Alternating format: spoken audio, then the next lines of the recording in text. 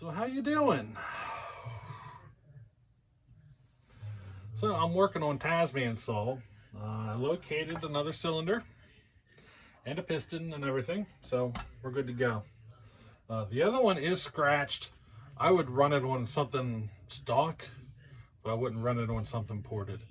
You know, just to get a saw running, I would use it.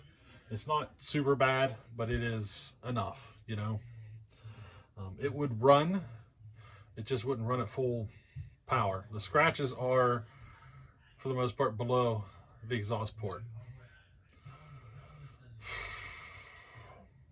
But I threw that cylinder to the side. I might even just use it for a practice or an experiment sometime. Maybe an experiment, you know. It's a good cylinder to experiment with, you know. So maybe I'll just use it for that. Now, the cylinder I located is actually in better shape than what his was whenever I got it, because his was running at, you know, extreme pressures, and it really hurt it, you know. So the cylinder I got is in better shape. The piston is right here that I pulled out of it, and it's in great shape, except one of the indicator pins is missing. Now, there's no damage to the cylinder or anything, so I'm wondering if that indicator pin was missing from the factory. It looks like it's got carbon down the hole and stuff. I don't know. It looks like it might have been that way. So I'm not going to use that piston at all. I got a piston in it though, ready to go. Now, the squish was sitting at 43 thousandths. I wasn't going to run it at 43 thousandths, not to the performance levels that I want to. So I've been working on adjusting the squish. That's what I've been doing. I just finished testing it. I did my first cut, you know, threw it on, tested it. I'm sitting at 25 thousandths right now. So I'm kind of debating on taking that other 5, but, you know, I sent a text over to Doug and he says, go for it. You always wonder. And he's probably right, so we will. I'm just not going to do that tonight. My back is still hurting. I'm still struggling standing up. So, you know, just a few minutes at a time is all I'm doing. It's been rough.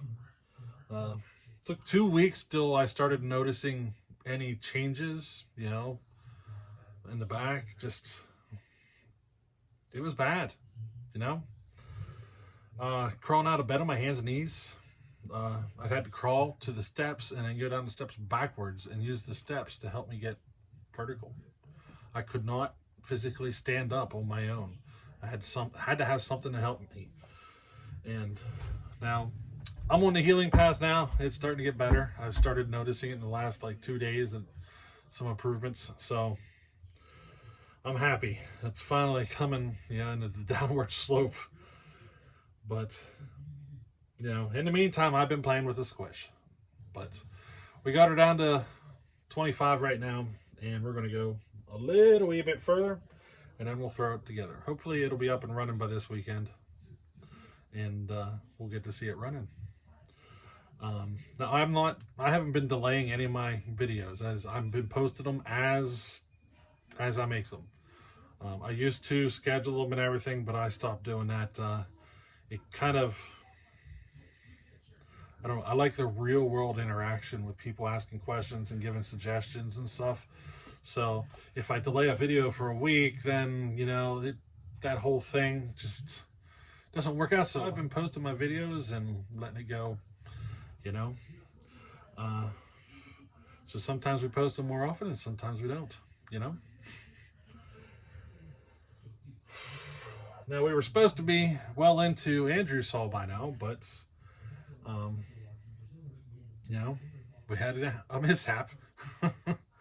So we're going to work on Taz's saw here and see if we can get her done. Now, I'm hoping to get a conversation in with TazMan here soon. I want to get some feedback from him. And you know, maybe the way he cuts, the wood he cuts, and all that stuff. The wood he cuts is different than the wood that I cut.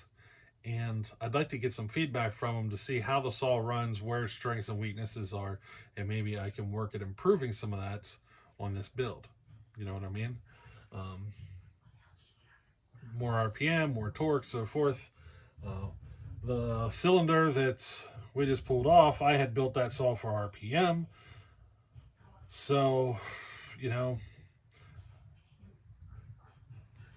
like I had left the squish kind of high. I built the saw for RPM, and I have a feeling that, or I had a feeling that once I got it into the wood and got it really testing it, that I'd be pulling the saw back down and removing some squish out of it to, you know, bring the torque up.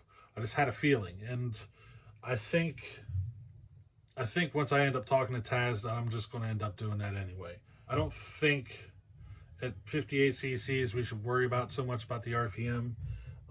I think torque is going to matter more than anything on these little saws. So that's what I think we're going to go for.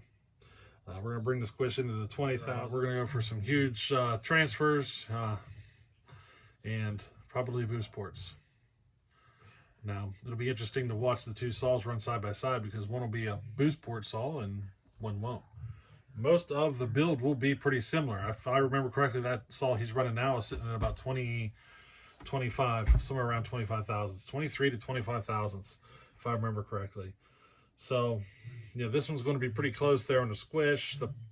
All the porting is going to be pretty much the same on the transfers and everything. It's just this one's going to be a boost port saw, and the one he's running now is not. So he should notice a difference with the boost ports. Should have a few more RPMs. It should have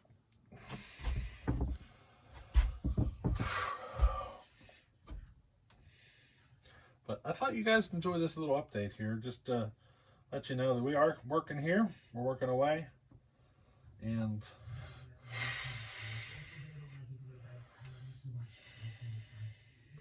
that's where we're at on TazMan's saw.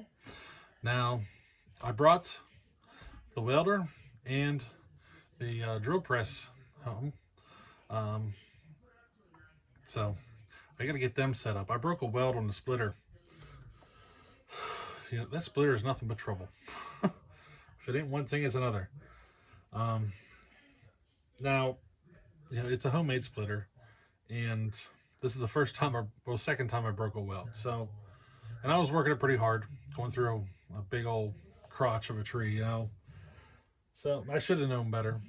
It ended up failing. So I brought it's an old Lincoln stick welder. Brought it home and got some welding rod and stuff. Now I got to get it all wired up and get that log splitter welded.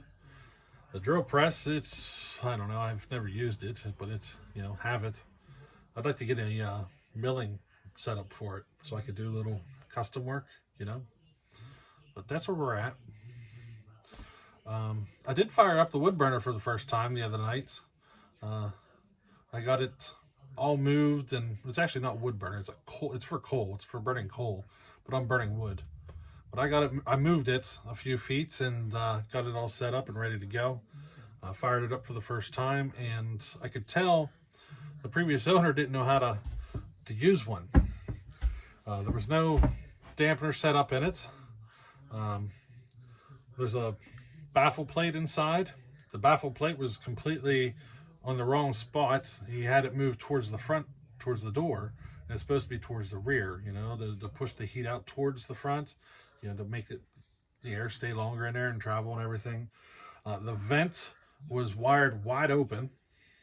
Why, I don't know, but it had a wire on the air vent, the air intake vent, and straight open.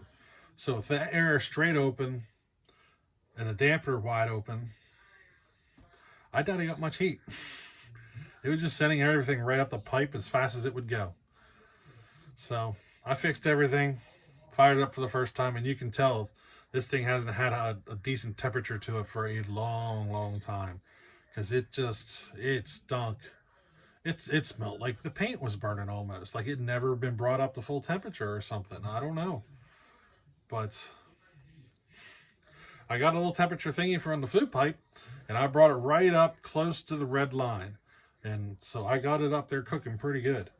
And boy, did she stink. But she'll be better the next time. You know, I burn it a couple, you know, after I use it a few times, it should clear right up. You know what I mean? Now my brother, my brother went and is doing something that a lot of people wish he could do. He literally got rid of everything he owns, for the most part. He took one little corner of an empty room I have and threw all his other stuff in there. And he has a little bit of stuff sitting out at the garage at my dad's that I could store out there. But for the most part, he got rid of everything. And he jumped on his Harley and he went on the road. He's not coming home for like a month. Nice long road trip. He's headed down to Oklahoma right now. I think he's going to do Oklahoma and Texas and Florida and all sorts of stuff. Just out there cruising out on his Harley, you know, getting to see some of the country. He did a trip out to Sturgis. He went for, I think, 2 weeks or something like that. Went out to Sturgis on his bike, and now he's doing this trip. So, you know, good for him for doing something that a lot of people wish they could do. Sometimes life just doesn't let you, you know what I mean? But he's doing it. He's managing to do it. Now, I talked to him about his 371 that's been sitting here. He's been kind of the one I was waiting on because it's his saw. I was going to let him buy the bearings and seals and everything, and you know, we were going to rebuild it for him. But he told me he's done. He don't want to cut wood anymore. So I don't know. I guess maybe it's my saw now. You know, maybe I got a 371 now. Ben sent me an OEM cylinder for it and piston. Simple Man sent a Johnson Red 2171 so that I get the crankshaft out of it. I mean, all I need is bearings and seals, and I'm going to have a 371, I guess. I was talking to him. One of the things I want to do on the channel here is I'd like to build an alcohol saw, you know, put a tuned exhaust on it and everything. And, you know, that 2170 or that 371 might be the victim. You know, build an alcohol saw. That'd be interesting, wouldn't it? Tuned pipe and everything. I'd like to do it. I'd like to get into more of those kind of builds too. You know, but for now, I don't know. We're gonna see what happens and go from there. But I think we're gonna be locating some bearings and seals, and so we can get that 371 put together.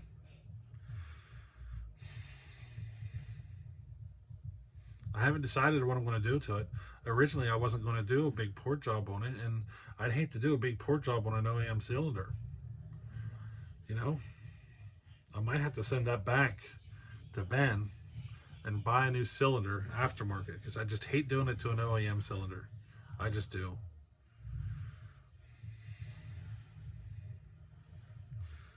I don't know. I'm debating here. I haven't decided. We'll see. But hey, y'all have a good time. Enjoy yourselves. But anyway, hey, we'll catch you on the next one. All right, later.